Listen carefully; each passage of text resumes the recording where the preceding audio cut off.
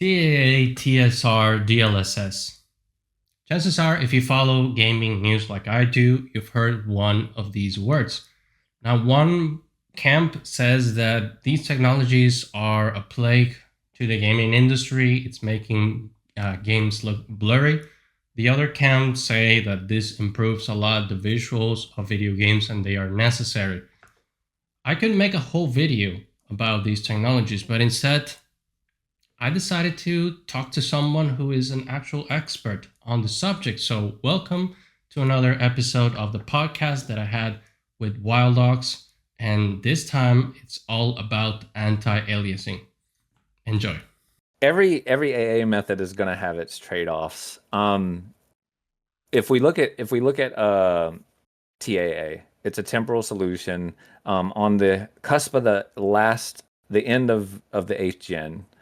We had what's called TAAU. So it was basically TAA temporal based anti-aliasing that had adjustable fields. And Epic has like turn it on, turn it off, and quality settings. But in order to get really sharp images, and I would say Scum is probably one of the better implementations that I've played from a UE4 game. You really have to do your due diligence behind the type of game you have. So if you have a lot of foliage, you're gonna want and you are gonna use a TAA method, you're gonna want to like adjust your temporal sample rate. You're gonna want to adjust your sharpening. You're gonna want to tweak your TAA method quite a bit. Thankfully, not everything in DLSS or FSR and these upscaling methods are bad. They come with AA methods. I think it's DNLAA, I think is what NVIDIA's calling their new AA method, which by the way is just as sharp as TSR, which is Epic's, AA and upscaling method, but it's about half the cost for, I would say, in some cases, better quality. So if you have hardware offered AA, which by the way isn't new, if you open up the NVIDIA control panel or you open up the AMD, used to be the Radeon control panel or the Catalyst Control Center, and you go look at the AA methods that are offered there, like we've had hardware-based AA for the longest. Now, if you go slap MSAA on a deferred renderer, yeah, you're you're gonna hurt. It's made for forward rendering, and early on, these GPUs that couldn't perform really well, it was regarded as one of the more expensive AA methods, especially when engines were moving over to deferred and they had this G buffer and you had to do a per pixel basically loop over every pixel. Forward renderers, they don't have this problem. You're not chewing on a G buffer. It's a base pass, and that's why it's the preferred method for like mobile games and VR games. And it's your modern day Snapdragons and your modern day cards can handle that really well. But if you start looking at like how do we handle ghosting? There's two ways to go about that. You make your rendering pass heavier, and people are like, "What does that mean? How did you make it heavier?" Well, in order for you to de-ghost things on a temporal sample, you have to collect velocity data for everything that you're putting into the screen, because you need to know how to like take the edges off of things that are going to smear over that temporal sample. So collecting the velocity data means you can back it out in math on the compute.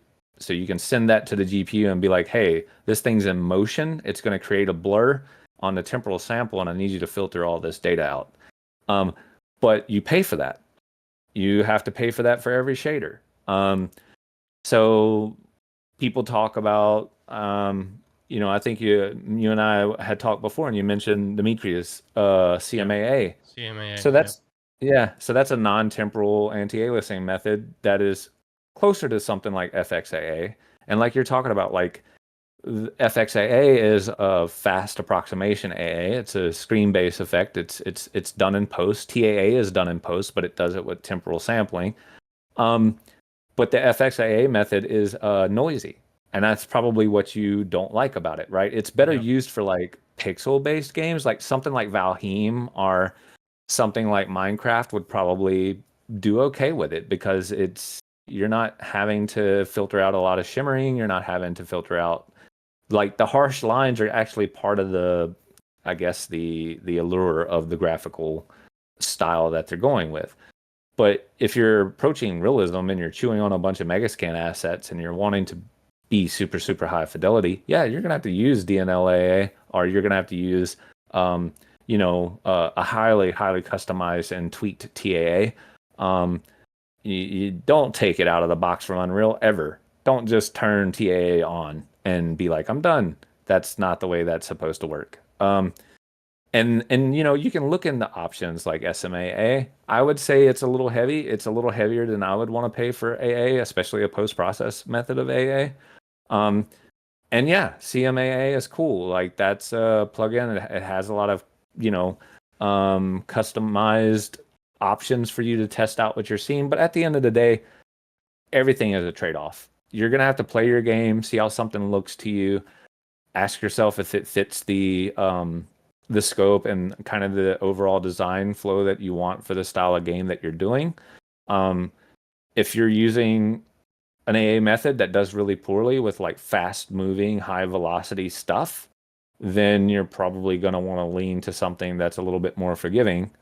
Or you're going to just have to tweak the dog mess out of TAA. If you have the overhead on a stylized game like Fortnite, then you could probably afford a friendly FSR that can play nice across all of the GPUs because it isn't until FSR 4 where they're like, it has to be AMD. But if you're not offering the hardware AA method for AMD and NVIDIA at this point in the game, I think you're doing your game a disservice. You probably want to offer DLSS or FSR's AA method. Just don't make your game have to run with upscaling. That's Especially if probably it's the best advice. a Twitch shooter, especially Yeah, if it's competitive. yeah. But yeah, there's multiple ways to solve this problem. If you're in forward rendering, you can even use upscaler AA methods, especially if it's a screen space method. The old FSR2 is a wonderful plugin. It's non-temporal and it does a really good job of cleaning up lines. Just anyone in this space that wants to get a really clean look, there's a ton of different options. Not all of them are out of the box. You got to go grab the SDK and implement it, but there are ways to get the quality that you want for your game without just going into Unreal Engine's, editor preferences and ticking the little drop down for TAA.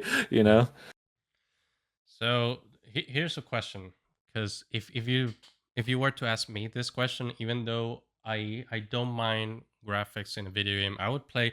If a video game has good mechanics, I'll play it regardless of graphics. But would you or ship a game without AA? Yeah. Oh For yeah. real? I'm actually working on two games. On the mobile platform, I've shipped a game with FXAA or no AA, depending on, the aesthetic there is very, very simple. So it isn't like detrimental to have AA. And another thing too is like as your screen resolution shrinks, like on the Steam Deck, right? Your need for anti-aliasing, if you can match the native resolution of the panel, reduces. Yeah, for You real. only, so like if you can hit 720p or a little over that, you're super sampling on a Steam Deck, right? So sometimes it's better to super sample and hit a 110 screen percentage to get rid of aliasing if the Steam Deck can handle that, than it is to slap a post-process AA method on top of it and introduce ghosting, right? Yeah. So if you look at it the way that like Skyrim handled it, like you could super sample natively with Skyrim. A lot of VR games allow super sampling. No Man's Sky does that. So especially if it's a deferred pass, because they're like, we're actually able to get cleaner lines by turning AA off and boosting the screen resolution. It's a little heavier, but it justifies the cost for that really clean edge versus you turn TAA on in VR and it's a smeared, ghosty, blurry mess. So, depending on the game, depending on the art direction, and depending on the panel size, I could Would you say justify not depending on having. the platform? Yeah, yeah, I could justify not having AA shipped on. Now, it doesn't mean I'm not going to include the option for AA. Like, am I going to give you SMAA or TAA or FXAA as an option if you want to turn it on? Sure. But is it going to be like a requirement for the game or the design decisions behind the game? Nah, probably not. You know, um, I don't agree with everything that certain individuals say about AA, but I do agree that locking certain effects behind an actual AA method, especially a temporal one, is probably not the best course of action for the industry going forward. We need to have universal rendering methods that can handle um, things like foliage and hair without needing to rely on highly temporal based solutions. I will say that. Yeah, I'd say hair is one of the biggest culprits of AA looking awful because of the Yep. way we do hair cards. I Yep. honestly don't know if that would change if we were using grooms. I personally have never. You know what grooms are, right? Oh yeah, 100%. Yeah. Okay. Yeah. So Um, for people that don't know, grooms is another way to do hairs, kind of like a spline based, and it can be done with the limbics too. yep. And it's That was the very original way was Alembic files. yeah, and it's very expensive. I do it. I've done it in my channel a lot for my metahumans. I would personally never do it in a game, especially if there's furry creatures, because that is insane. But I do wonder how AA works would work with that, because when I rendered and if I use TSR on the grooms, it looks fine. Yeah. So, it depends on how much you have going on in your scene. If it's like a close cut camera, a groom is fine. Like if you're rendering out cinematics and you're doing sequencer and you're going for that cinematic look and your target is 30 frames a second, by the way, which is perfectly fine for cutscenes. Then you can do inset shadows. You can do like cinematic uh quality shadows and you can do grooms.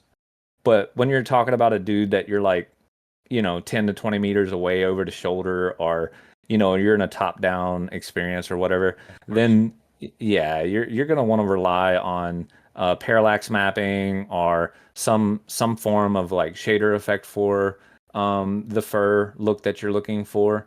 There's many ways to do hair effects or fur effects without having to rely on like, more expensive methods. Um, but yeah, that's like back to the subject of metahumans. Like, um, initially I think they had what the 2K, the 4K, the 8K. Now they're like low, medium, high. They've kind of changed it a couple of times based on like their quality thing, and then like 5.6 now has it built into the editor. So, um, it's a wonderful pipeline. It's a wonderful tool, but like, it's another area where, with great power comes great responsibility. You know? Yeah. Now, Y- and if you want to talk about that subject a little bit, when it comes to metahumans, well, it used to be that you have the three types: the cinematic, the kind of like medium-ish, and then the low. Then inside the metahumans, you have a ton. You have like 8 LODs, Mhm. which if you go all the way to LOD 8, it doesn't look like anything. It's just a blob. But they've changed since then, and now you're offered different qualities of metahumans, and this is regarding geometry, not necessarily textures, because now you can separate the two. So I Yep. could do cinematic quality metahumans with grooms, with like the high poly resolution, which honestly I don't think the metahumans are that high poly to call it cinematic or different from the in-game meshes, because when I look at video games nowadays, and this is all video games, not only Unreal Engine, several of the video games that I've opened the channel, are not even Unreal Engine. Usually, the characters hover over 120,000 polygons, and that's with like gear and all stuff included. And when it comes to the metahumans, when you open the cinematic one, it's not even that high. So that's one of the things that I always wonder. Like, even if developers use the highest end metahuman on their game, they're still within the budget for nowadays, which I'm not saying developers are using metahumans, because even the Unreal Engine games that I've opened up, they do have the metahuman DNA, meaning they do have the facial rig, they have the overall body skeleton, and they function the same as far as UV and textures. But what I've seen is that developers are mostly using character creator, and this is medium, big, and small. Yep. Because you look at a game like The Altars. I've already talked about that game in the channel. That game is using character creator, but if you look at the facial rig, it looks like the rig of the metahuman. Same thing with Claire Obscure. Claire Obscure, I think it's the best example because when I open that is the same skeleton one to one with the metahumans to the point where I can even retarget animations and they look perfect without much tweaking. But when you go and look at the how the UVs and how the topology is related, this is a real illusion character creator character. Yeah. So and that Real, doesn't real. mean that there isn't any artist input because some people when I mentioned that some people say like no this is not true. There's an artist behind the character. Of course there's always an artist behind a character. But they do use certain tools to help themselves integrate the whole thing into the engine. So one of the things I always wonder is why, because metahumans have been a while, have been out for a while now, and I don't see many developers using as a tool other than people like myself and Matt Workman and all these guys that work in like the previous area and the short film area. I've not seen much metahuman used in video games, even though there is a solution where Epic showcase a metahuman, like a super high-end metahuman going into UEFN. Hmm. So they were telling people like, hey, look, metahumans work in UEFN. They might work in your game, which I'm pretty sure it's not going to be that easy. Yeah. So, I mean, let's be real here. Real illusion is an industry standard. Like, I mean, let's not be hasty. Like Character Creator 4, Character Creator 3, their universal character system, their rigging system, their stylistic like approach to character design.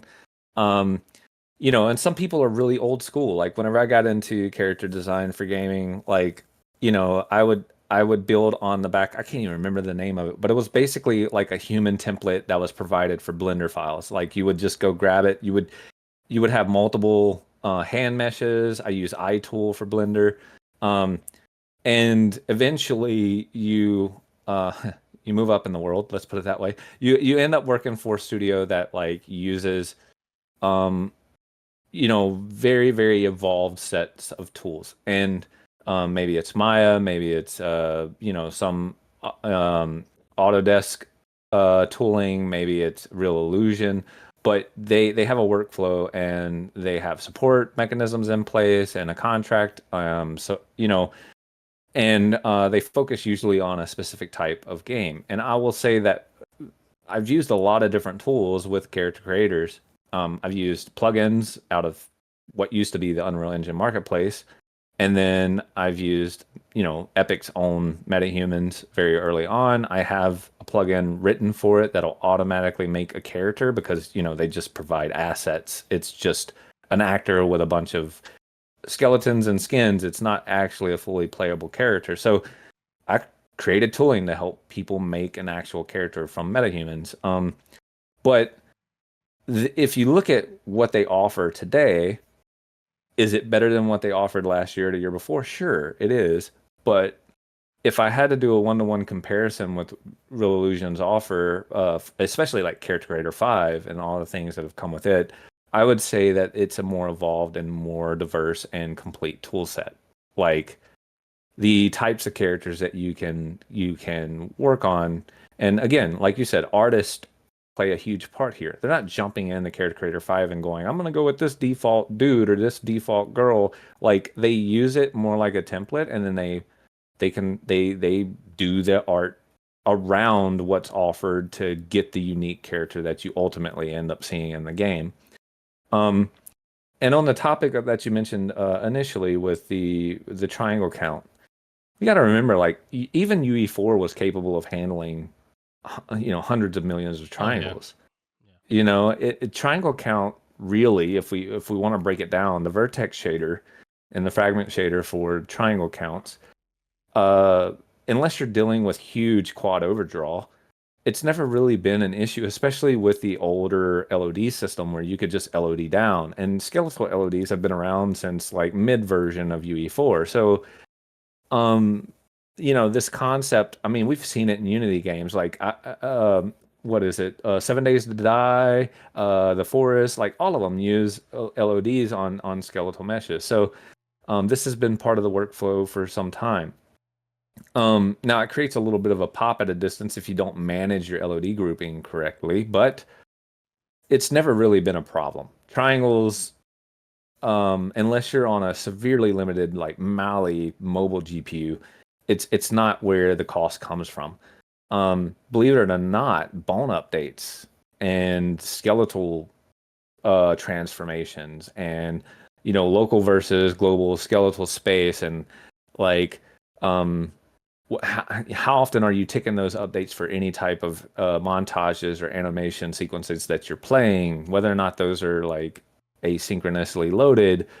That's going to hit you harder than just the raw triangle data. And then the other thing that makes Metahumans so expensive is surface scattering being the default on the skin of a lot of the materials that are offered by that system versus character creator. Like the templates that they offer you for like exporting those characters is, you can forego that completely and go with fully stylized characters right out of the gate. And Epic didn't offer that for Metahumans until like this last iteration.